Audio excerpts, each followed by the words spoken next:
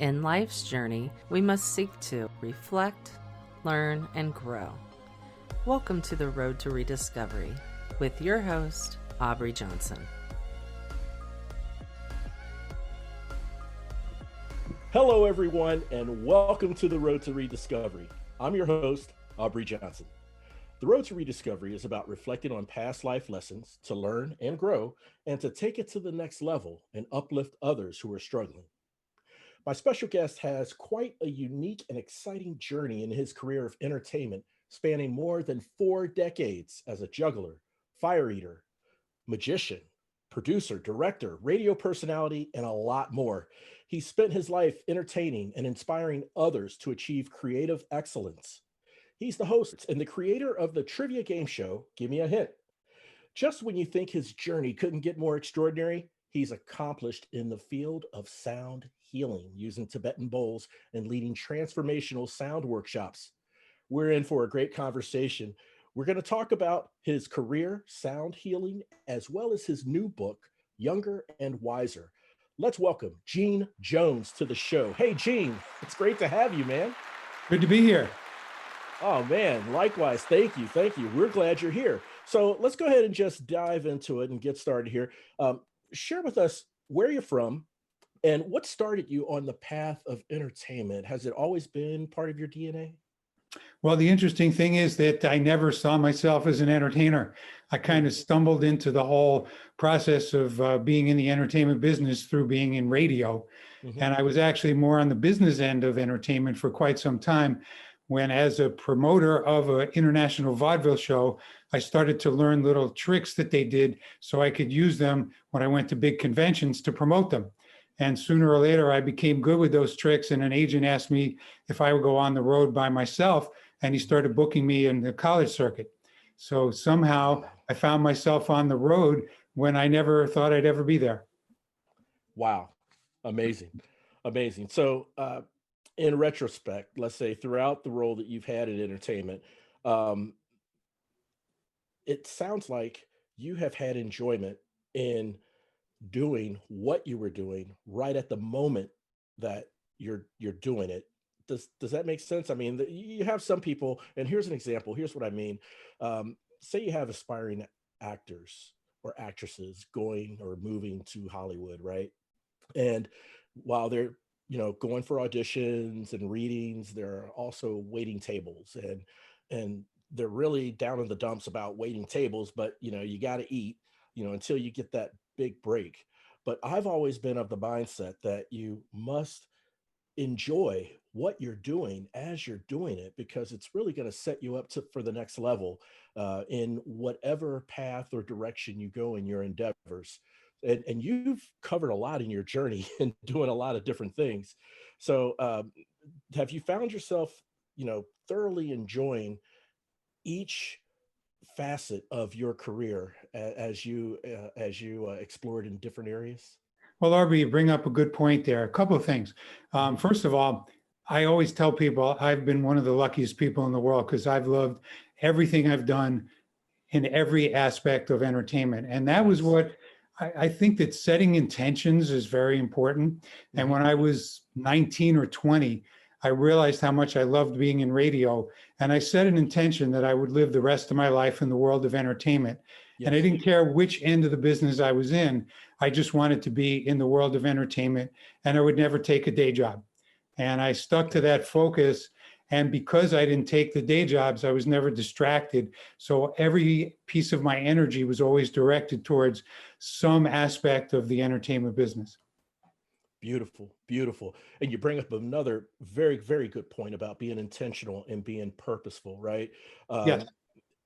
Have you, in your journey, have you learned or discovered or felt that um, that being intentional from the very beginning and staying the course, you have been better able to manage those setbacks and those hurdles, because they come as part of reality. No matter what our goals are in life, we're going to have those setbacks. But being intentional from the very beginning as to what path you're taking, has that better equipped you for dealing with those setbacks versus just wandering and not having any intention? Well, I'm going to say something that might surprise you here a little bit, but the name of your show, The Road to Rediscovery. And to me, take out the re and just say discovery. Every aspect of the business, everything I did for the last 40 years or more has been part of discovering myself as well as what I could do for the world. And I found things within myself that I surprised myself just by allowing myself to do them.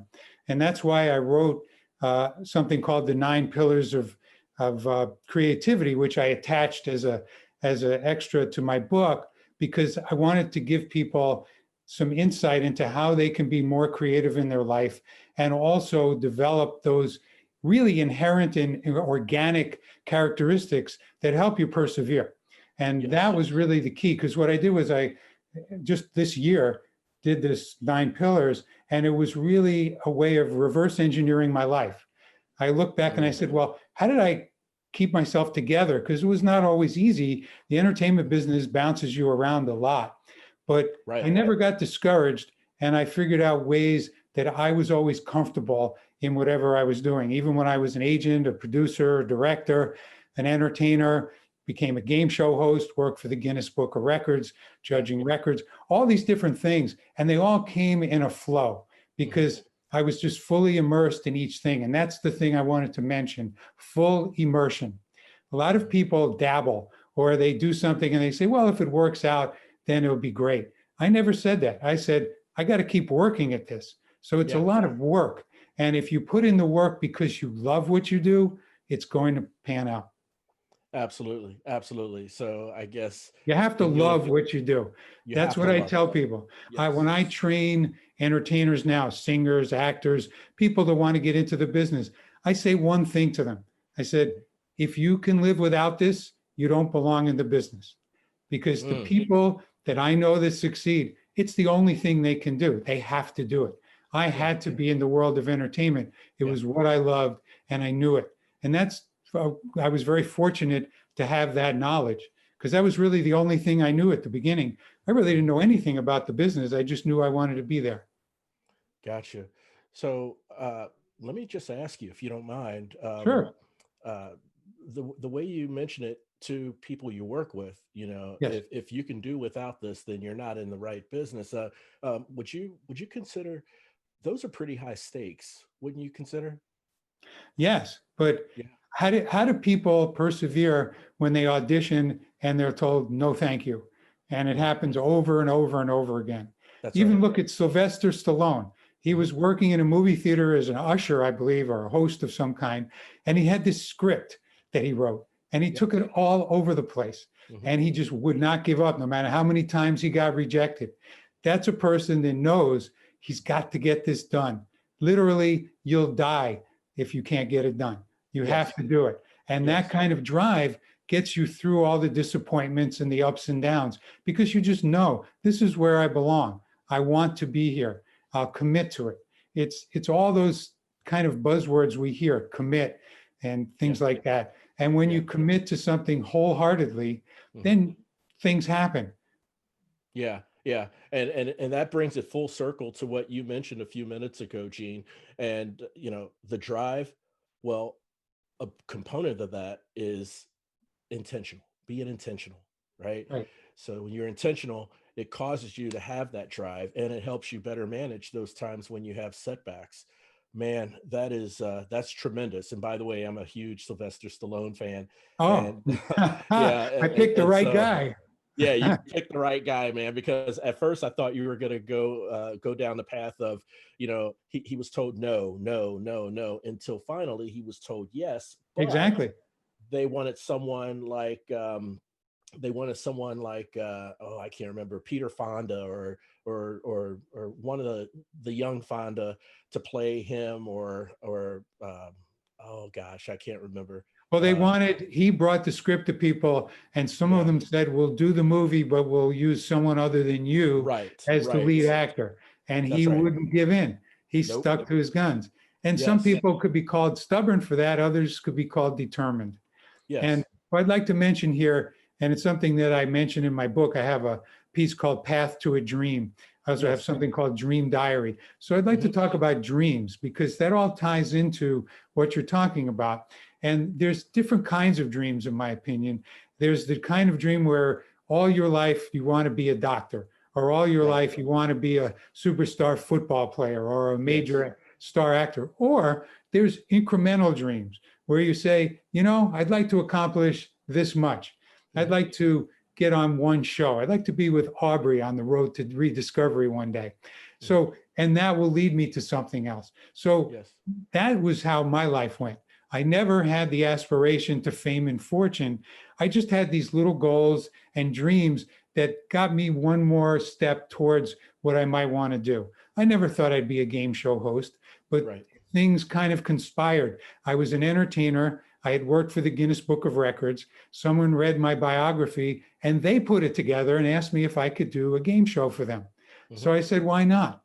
Because I was always in the business of saying yes to things. Yes. And that Yes. leads to the 9 pillars, once again, of creativity. Yes. One of them is openness, the openness to new things, to change, to listen to others, and to adapt to situations. So those kind of things and those kind of characteristics really set me up. And out of that, I ended up doing one game show. It was a big hit.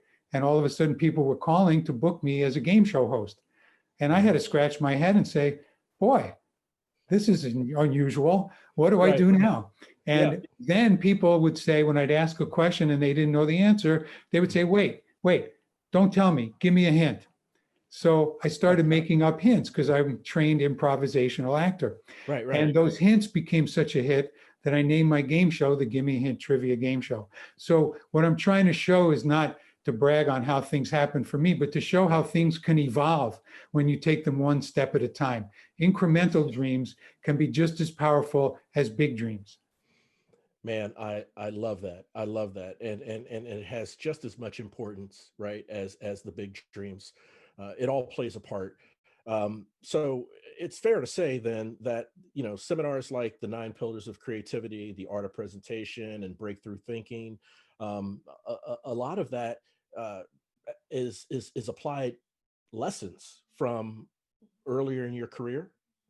Absolutely. In fact, my whole book, Younger and Wiser, is 40 years of my writing. The way this book got written, it started back 40 years ago when I first started writing down my inner thoughts and my inner world. And for 40 years, it was on cocktail napkins, hotel stationery, grocery bags. Whenever I got an inspiration, I would write something and then I would put it in. I had this really old, nice leather briefcase, and I would just throw those things in there. And then as I got older, I started to say to myself, I really would like to do something with all this. So once again, it all evolved over time. And then when I started reading them, I realized, wow, I was in a really unusual place at that time. So I started writing backstories for the pieces. So my book, Younger and Wiser, not only has the thoughts and the lessons learned from life, but then it has what the situation was I was in at the time I wrote it and what inspired me. I see. I see. Man, that's awesome. That's awesome. Bits and pieces of thoughts, epiphanies, revelations, or ideas, right? Just written Exactly. on napkins and stationery thrown into a bag, and then this A is lot of like, them still had cocktail sauce on them. is that right? So check this out, Gene. I want to ask you one other question, and then I'd love to go into talking about the sound healing, if you don't mind. Sure. Awesome. So this is something that I have wondered for a lot of years. I have very, very, very light background in voiceover, being an on-camera talent for just print work and commercials, local, nothing big. But I've had that taste for it, and I've had exposure to it, and it's exciting. And then I think about the writers, and so now I finally have someone who can unequivocally tell me if there's a correlation to this. So here's what I'm getting at. You've spent decades in speech writing and creative writing, and I've had this question in my head for some time, and I've noticed in my years of watching, let's say, SNL, where you have former cast members like Tina Fey, Seth Marsh, and even Conan O'Brien, right? Um, they were writers. They were writers, but in some way, they were able to transfer those skills and transcend, to stage and to skits, hosting talk shows. They both require creativity, but one is kind of like pen to paper, and the other is theatrical execution, at least in my view. Um, how has writing helped you in that transition, or had it played a part in that transition of performing and hosting? Well, the interesting thing to me, and it actually could be a good intro into talking about sound healing, which I know you want to talk about. I found that for me, the word was balance. And Mm, that's what you want in sound healing, which we'll get to: resonance, harmony, balance, homeostasis, all those words that imply balance, say, in the body as well as in the mind. And for me, one thing leads to another. So a lot of those people you're talking about were improvisational comedy people. okay. And a lot of the great lines that they came up with were actually improvised during rehearsals and then became part of the script. And at the Mm, same time, there was a lot of writing that went into it as well. But yeah. that's a balance. Even in movies, when you see a movie, the finished product seems like, wow, they read the script. Well, there was a script to start with, but then Right. as things were being filmed and situations evolved and grew, a lot of times an actor would come up with an idea for a line, they would change the script. So you have to be, once again, open, flexible, all things that are part of my pillars. Flexibility is a big thing. You have to be curious. Yes. So if you start bringing in all of those characteristics and blend them, Hmm. and that's why I said balance or blending, then you end up with a really great script. Anyone that thinks that the first take is the one that ends up being on the screen is usually mistaken, except if it's a totally live, improvised show. Right. Like Whose Line Is It Anywhere, where they Right. would actually improvise right in front of you, which to me is a form of genius. Yes, I agree. But I completely. as far as doing what you're talking about, I think it's important to have relatability. Some people have a natural way of coming across Right. on the screen, which is a big help. And Hmm. then definitely having good writing is very important. But many times with the people I wrote for, I actually ended up coaching them, because when I gave them the script, they were incapable initially of delivering the script in the Gotcha. way it was written. So if I Gotcha. gave them a joke in the script, but they couldn't tell a joke, it wouldn't work. And Right. so we would rehearse, and sometimes we did it on Zoom type ways on the computer. Other Hmm. times I was actually once flown all the way down to Palm Beach to help a fellow do a presentation to a rather large crowd. And he would bring me in every break he had in the convention he was at for an hour of rehearsal. And I would literally go over word for word with inflection points and all the different things. And the interesting thing for me was I learned how many little things go into my presentations that I never even thought about. Sometimes you do them naturally if you're born to do this. But then when you start to break it down for other people, you realize I wasn't just doing something kind of freely. I had an underlying science to what I was doing. Yeah. A method to the madness, if you will. Exactly. Yeah. And Yeah. my phrase for that is spontaneity is a profound discipline, Spontaneity is a profound discipline.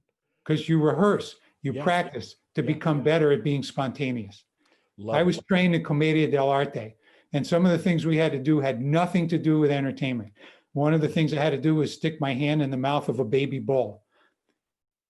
Really? A Yep. baby But bull? that was all part of my training with this Commedia genius. He taught people how to be funny, not just Yeah. how to deliver a funny line, but how to be funny. We had to stand on one leg with a blanket over our heads until we got the audience to laugh. Is that There were right? all kinds of tests like that you would say, he must have been crazy, but it changed us from within. So we became more organically improvisational and humorous and funny and able to convey that to other people from the inside. And it's authentic for That's sure. right. Yeah. Yes. Yeah. Oh, Gene, you have provided some tremendous insight when it, at least eye-opening to me, when you talk about uh, sometimes there's needed coaching between the writer and the deliverer, right? Absolutely. To make sure that it's delivered in such a way that was intended when it was written, right? And then on the writer's side, you have Mhm. to write for the voice of the person you're writing for. Yes. So that's where it starts. And then you have to help that person be who they are. Because sometimes Gotcha. when people get in front of an audience, they Yeah. forget who they are. They Yeah. can actually lose their own identity out of fear. Oh, sure. So so if it starts there, that's where the writer actually initiates the cohesiveness between the two. Yeah, exactly. Nice. Awesome. All right. So uh when we talked a week ago, you shared with me, which I still think to this day is just an amazing story in how you got involved in sound healing with the Tibetan bowls. But for the benefit of our listeners, if you could just share that story again, man, I find it fascinating. I really do. Well, I'll say it really was the beginning of my spiritual journey, which started in 1995. And I was driving to do a show when out of nowhere, a car T-boned my car. And I'm driving a big Suburban, and it totaled my Suburban, knocked me off the road completely. And I actually was able to walk away from it. But they told me when they did take me to the hospital, they said, you might feel a little bit stiff tomorrow. Mm, And I said, thank you very much. And I went home and they gave me some Tylenol or pain Advils in case I needed them. right. And I was kind of shaky, but I wasn't in a lot of pain. But the next day I woke up and I could not move. Mm, And that went on for quite some time. And I went to a number of doctors, physical therapists, orthopedic surgeons. Nobody could figure out what to do to stop the pain and the disability that I had, because my neck was stiff. I was wearing a neck brace. mhm, I had MRIs. They found herniated discs, mm, but there was no treatment that worked. And also, it was starting to become restrictive on my breathing because I couldn't get a full breath. And I just started looking around, and that's when I discovered alternative medicine, which I was never familiar with. And I went out to Tucson, Arizona to a healing program for a week. And one of the practitioners there immediately identified my problem and got me on the road to recovery. So you're the road to rediscovery. That was my road to Road to recovery. recovery. I hear you. Now, after that week, and the amazing thing is the breathing problem I had turned out to be restrictive fascia in my chest, Mm, muscle and cartilage and things that were restricting my lungs from expanding. And mhm, in 2 sessions with special pressure massage, they were able to free up my chest. And I never had that problem again. So it mm, was like miraculous to me. And when I came back to New York, which was where I was living at the time, I started, whenever I was downtown in Manhattan, I would go into Tibetan stores and I didn't know why. And I would look around the Tibetan store trying to figure out why I was there. And I would see a bowl. And for some reason, the bowls interested me. And I would ask, what do you do with the bowls? Because I was thinking maybe I should buy one. And I mhm. never could get a straight answer because the people were kind of protective of what they did with the bowl that they Right. really did with the bowl. They would say, well, we put food in it or something. And I somehow knew there was more to it. Yeah. And then one day on the Upper West Side of Manhattan, in a basement, in a little store with hundreds of bowls on cushions, Mhm. this woman from Nepal started playing the bowls for me and humming and toning and telling me, when I get to the right bowl, you will know it. And so I just Mm, stood there and hummed with her for about an hour till she hit a ball, and I just went, oh my God. And I could feel my whole body just resonating with this ball. She said, this wow. is your ball, take it home. So I bought the ball, took it home, and I would play with it. And she told me to tone with it, which means try and get the resonating frequency with your voice to the ball. Okay. And I did that, and not much was happening. And then one day I'm laying on the floor watching TV, and my shoulder's still hurting. So I put the ball on my shoulder and hit it with they give you a little mallet to hit it with, and all the Mm, pain in my shoulder went away. So I was wow. shocked. I looked at the ball, I looked at my shoulder, I hit it Mhm. again, all the pain went away. It would come back when the ball would stop vibrating. But I realized the vibration of the ball was getting rid of the pain in my shoulder. And Mm, that was the beginning of my journey into sound healing. man, that's awesome. That is awesome. I love how that story just comes together and sometimes it's just I hate to say this, but sometimes it's an unfortunate event like getting T-boned to where, so much more is revealed on the other side of that, right? Well, you'll find almost all the spiritual people, Wayne Dyer, Dan Millman, Hmm. all these people, they all had some event in their life that changed the direction of their life. A Hmm. traumatic incident of some kind of a physical setback. These Right. things are just, you can never predict when they'll happen or what they will do to you. But pain can be a teacher as well as something that takes you down. And it's all a matter of your response to pain and trauma, how you come out of it. And for me, it was amazing because this journey not only led me to sound healing, it eventually led me to meet my wife Mm. and changed my whole life. And what happened with the bowl, just to follow up, I Yeah. went back to the woman in the little store and I told her my story. And she said, "Oh, good. And now I teach you more." And she started teaching me all about how the Tibetans use the Tibetan bowls for Hmm. spiritual practice and Hmm. ritual, and taught me mantras and all these things to the point where then told me, "Now you teach." And I said, "Well, I can't teach. You taught me everything. Why don't you teach?" She said, "My English not good. You teach here. I get people." So I said, "Okay." Wow. And I started teaching little workshops in her little store in the midst of all the bowls. And it got so popular that I had to start renting studios. And I ended up on the baby channel working with pregnant mothers to help them with their pregnancies. I ended up doing concerts at the United Nations for feng shui concerts. Yeah. Yeah. So it led me to this whole interesting kind of career, second career, where I developed a protocol that I call the tools for transformation. And I use Yes. sound as a transformational tool. Man, that is huge. Beautiful. Beautiful, man. The spiritual leg of your journey, right? Uh, oh man, that is fantastic. And I mean, you have probably impacted countless lives of those who have attended your workshops or come to your concerts. That there's got to be at least some part of that instruction or performance that has resonated with any and all listeners, right? That we may or may not be aware of, as the concert's over and they go down their path, you go your way, they go their way, or say the class is over of whatever instruction you were given, you go your way, they go their way. And there's I'm sure there's a lot of lives transformed through that sound. Well, I like to hope so. I Yeah. just hope that I'm a ripple in the pond, as they would say. Yes. Yes. Once in a while, I do hear from people, and Hmm. it's great to hear that because of something I taught them, that their career blossomed or Yeah. they accomplished something. One time, I even coached a golfer on with sound healing on Yeah. how to play better in tournaments, and it Wow. worked.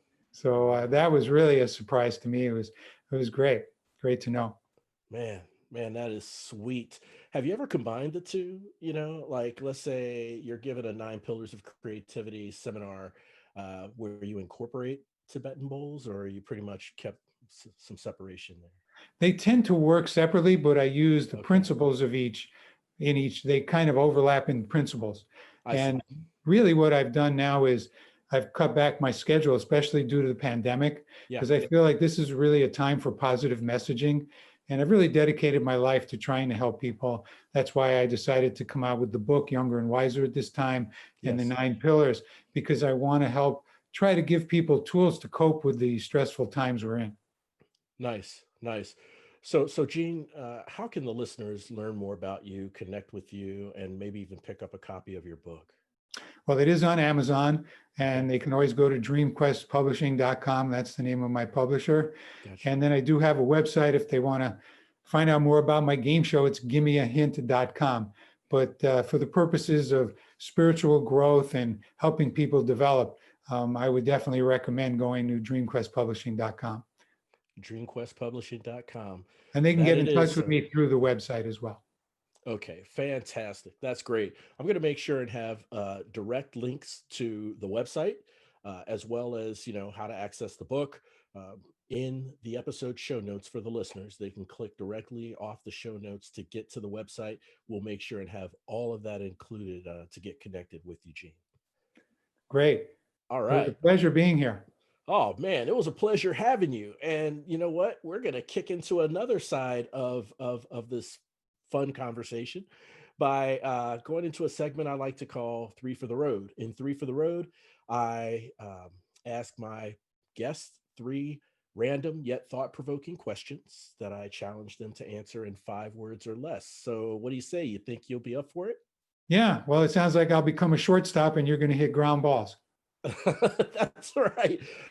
You know what? I've heard a lot of other like analogies in reference to my Three for the Road segment. That's the first time I've heard the reference to sports for this analogy. I'm digging it. I love it. Yeah, I'm going to be hitting these grounders, man, for sure. They're going to Okay. hop 5 times before you ground it or field it. All right.